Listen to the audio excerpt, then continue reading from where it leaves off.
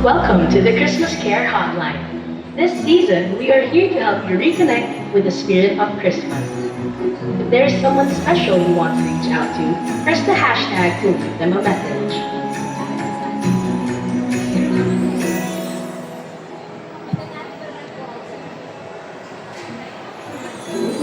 Hi, Mama.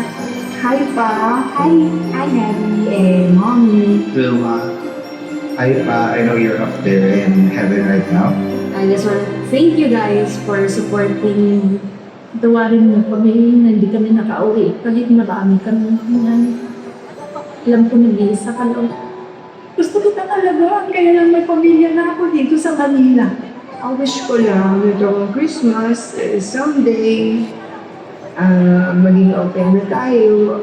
Alam ko ba, panibagong buhay na nandyan from Qatar to Italy. Miss ba kita ano?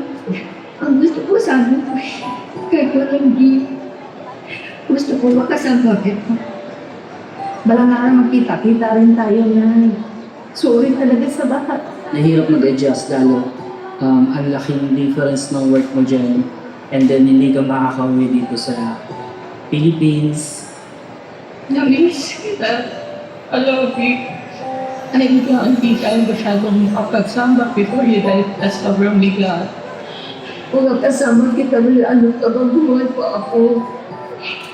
I love you, Uncle. I love you both. Tatawarin mo kami. Sana namin pinagawa kasalanan na hindi kami nakakarating.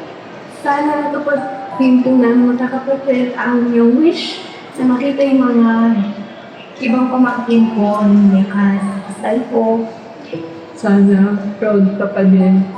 Kain, yung ako mo nasa UP.